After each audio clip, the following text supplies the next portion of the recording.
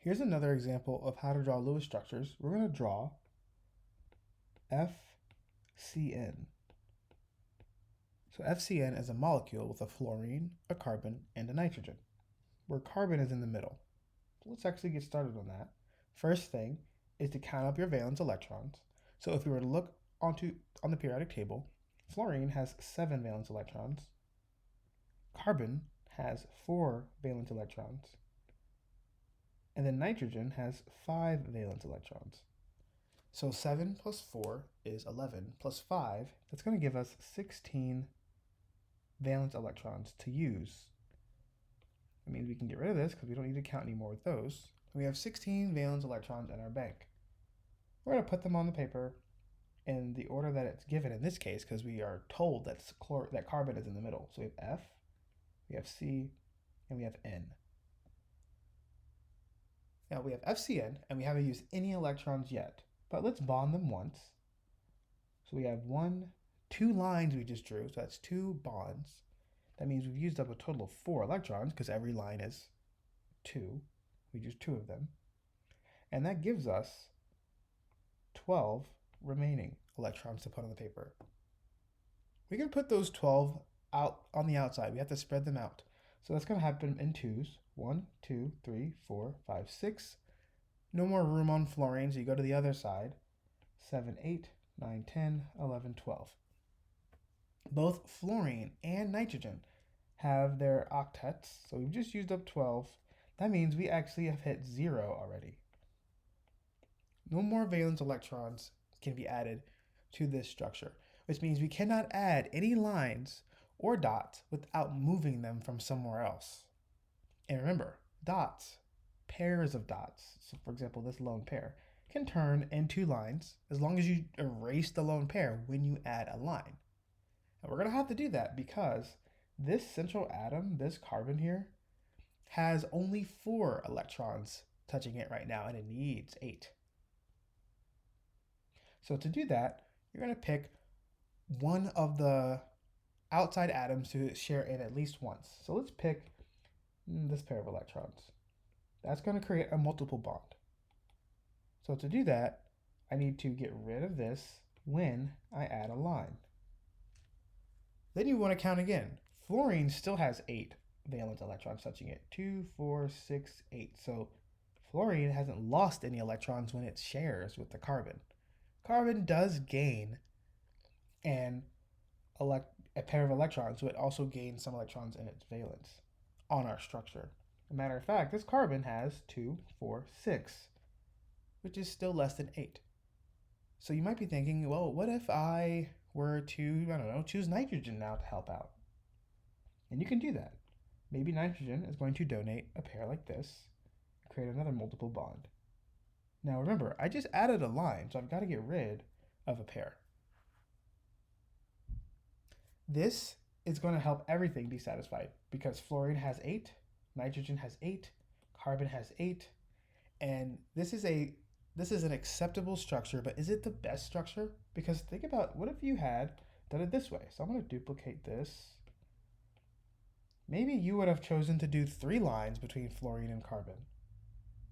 So I'm going to get rid of that pink. Actually, I'm going to move the pink line.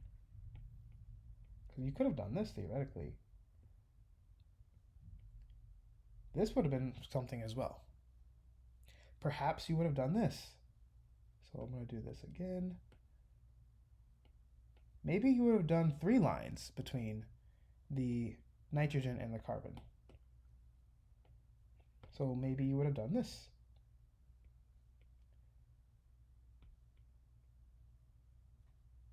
These are actually all acceptable in the sense of they don't break the rules of Lewis structures because you could have chosen to put a single and a triple, a double and a double, or a triple and a single. But there's another concept that maybe you're familiar with it, maybe you're not, called formal charge. There's an equation for formal charge, but to calculate the formal charge of each atom quickly, all you've got to do is this. It's valence minus lines minus dots. So if you're not familiar with formal charge, You might want to review your personal class notes or if you're going to go in that direction for your class. But here's a quick way to calculate formal charge if you are familiar with needing to do so. When you calculate the formal charge of a particular atom in a Lewis structure, you need to know how many valence electrons that atom typically has based on its position. For example, we know that fluorine is in the 7th tall column, so it has 7 valence electrons. Carbon has 4, nitrogen has 5. We knew that at the beginning when we did our initial count. So get rid of this because we don't really need it anymore. Now, to calculate the formal charge of this fluorine in the first structure, we would do 7 minus, how many lines are touching that fluorine? Well, it's just 1. So 7 minus 1 minus, and then how many dots? 2, 4, 6. 7 minus 1 minus 6 gives us a formal charge of 0. And then we have carbon in the middle. Carbon has a formal charge of 4 for its valence, minus 4 for the lines touching it, minus no dots. That's going to be also 0. And then we have the nitrogen on the right. Nitrogen has 5 valence electrons, minus the 3 dots, or the 3 lines touching it, minus the 2 dots touching it. That's also going to be a formal charge of 0. You are going to want, if you can, all of the formal charges to be minimized. So this has 0. You can't get much more minimum than 0. These all have formal charges that are 0. That's looking good so far, but let's calculate the formal charge on the others because they're not going to necessarily be the same. So I'm going to say that so far this structure is looking pretty all right because our formal charge is minimized. We want a minimal formal charge. Sometimes it's not always possible for that to happen, for them to all be 0. But in this case, they're all 0. So let's check out the others. The fluorine in the second structure, the second possible structure, is going to have, well, it always has 7 valence because it's fluorine. And then we're going to subtract away the lines touching it. There are 2 lines, and there are 4 dots. So we have 7 minus 2 minus 4. That's going to be a +1 formal charge on that fluorine.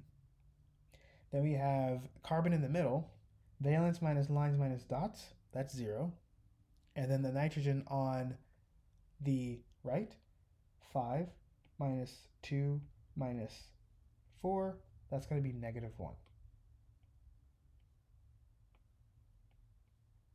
Notice how the sum of the formal charges are still going to add up to the overall charge on this compound. Now this compound has no charge. There's no plus or minus up here. So this is a neutral compound, which means it has a 0 overall charge. Now, even though these atoms in the compound might have a formal charge, if you add up the formal charges, it should always equal the charge on the overall compound. +1 plus -1 plus 0 is 0. Now let's check the formal charge on the bottom one. So we have 7 valence for fluorine, minus the 3 lines touching it, minus the 2 dots. 7 minus 5 is +2. And then carbon is going to have a formal charge of 0. And this nitrogen here, 5 minus 1 minus 6 is 5 minus 7. That's going to give us a -2 formal charge. So we have 3 different structures here.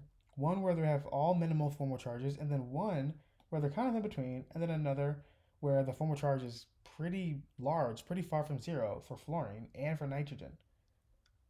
To pick the best structure, you want to have the one where the formal charges are minimal. And we have a +2 and a -2 here, so this would actually be the worst structure. Because one thing to note is that fluorine is very electronegative.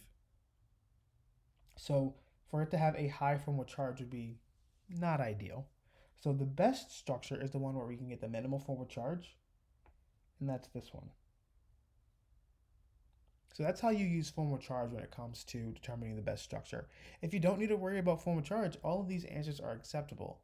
But as you see more of these, you'll probably recognize that nitrogen tends to do pretty well when it has 3 lines and 2 dots on it, because that's just how it is. Now let's try one more. And that's going to be this molecule. Now, I'm going to do one with an ion. So let's do, she had a negative charge. Let's do NO3 minus. This is the nitrate ion. So it's similar to the nitrite ion, but it is a little different.